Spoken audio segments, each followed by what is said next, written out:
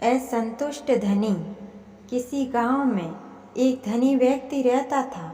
उसके पास अनगिनत भेड़ें थीं।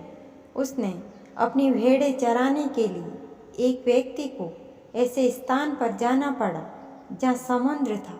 वह समुद्र के किनारे तट पर बैठ गया।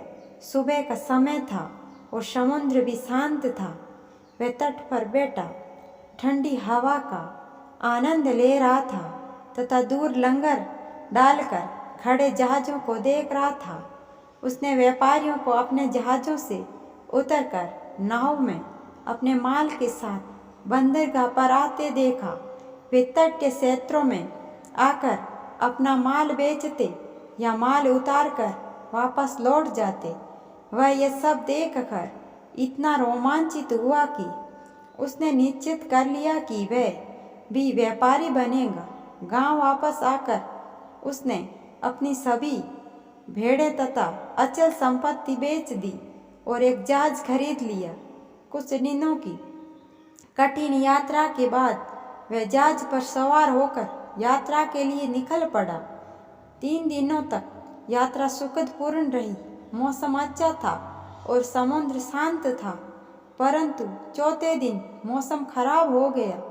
शाम होते ही भयंकर हवाएं चलने लगी। तूफान से जहाज एक ओर को झुकने लगा। समुद्र में उड़ती ऊंची ऊंची लहरें जहाज को किसी खिलौने के समान ऊपर नीचे पटकने लगी। उस धनी व्यक्ति ने जहाज को बचाने के लिए सभी प्रयत्न बेकार साबित हुए। जहाज जोर की आवाज़ के साथ पानी की सतह पर ऊपरी एक चट्टान से टकराकर डूब गया। उसके सभी कर्मचारी मारे गए। केवल धनी व्यक्ति ही जीवित बचा। वह पहुंचा अपने गांव। पहुंचने में सफल हो गया, मगर उसका सब कुछ नष्ट हो चुका था। अब वह एक गरीब आदमी था। अंत में उसने उसी चरवाहे की भेड़ें चरानी आरंभ कर दी जिसे उसने एक बार अपनी भेड़ें चराने के लिए नौकर रखा था। इस प्रकार उस धनी व्यक्ति के भाग्य का सितारा होता डूब गया। वह निर्धन हो गया। निष्कर्ष, जरूरी नहीं हर कार्य प्रत्येक व्यक्ति कर